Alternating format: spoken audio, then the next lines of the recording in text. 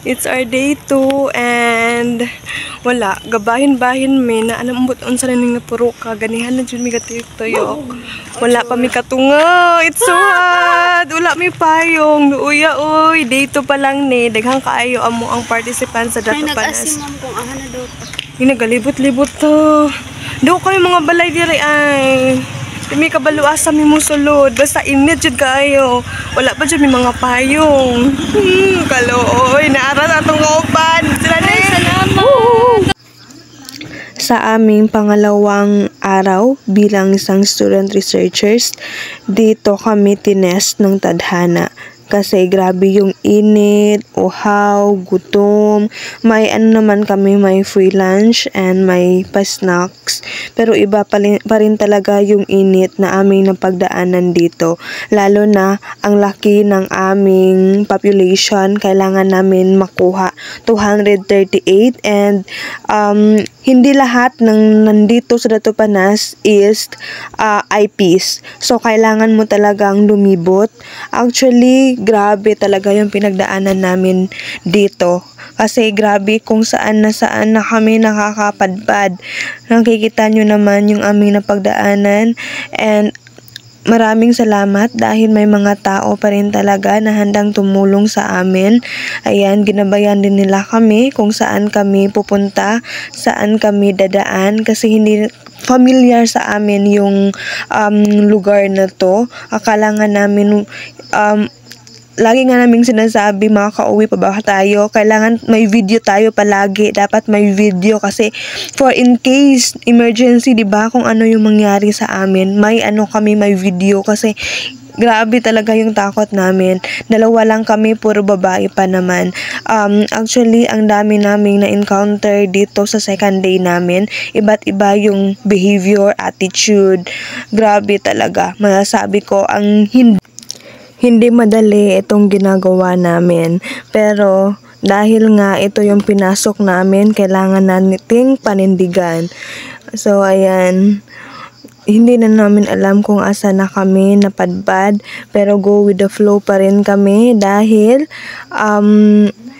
hindi pa kami nakakalahati. Kailangan pa naming tapusin yung aming questionnaires dahil kailangan this day is matatapos namin bago kami pupunta sa last day namin, which is yun ang pinakamalayo.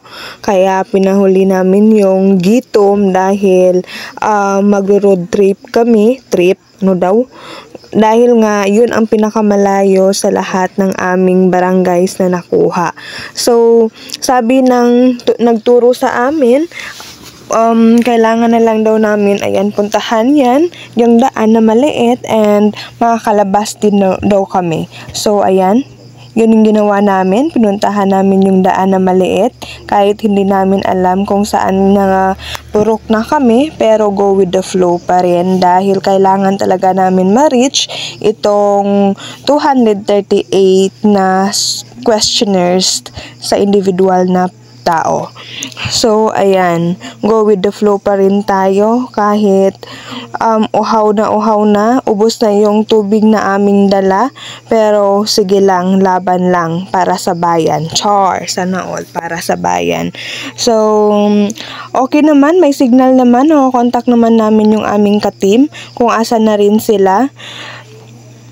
So, makikita ninyo, parang nasa bukid o remote area na kami. Talagang remote area na talaga.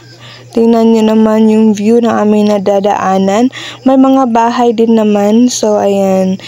Kagaya ng sinabi ko, hindi lahat ng bahay na napupuntahan namin ay may tao. Yung iba rin is hindi rin sila IP o wala silang dugong IP. Kaya, ayan, masyado kaming nahihirapan. Doon pala tayo galing and ngayon is andito na kayo eh. So, ayan, nakalabas na rin kami. Di ko alam kung saang purok ito. So, kung marinig nyo lang yung sinabi ko dito, sabi kasi na nagturo sa amin, may bahay pa daw doon. Kaso ang problema, hindi namin alam kung daan pa ba ito or hindi na. Kaya ayan, napagdesisyonan namin na bumalik na lang kami kasi baka hindi pa lang kami makakabalik. Ayan, patay na talaga.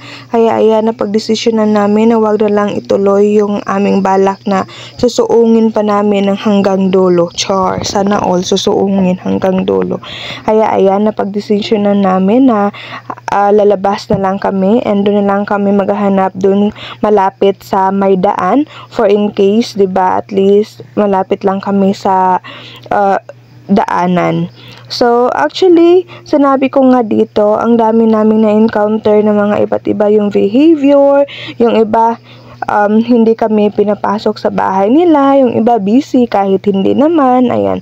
Yung iba, ang daming tanong, bakit daw ganito, ganyan, ganyan, ano ba yung benefits na kailang makukuha, mayroon ba silang makukuhang pera, ayan. So, explain naman tayo ng explain.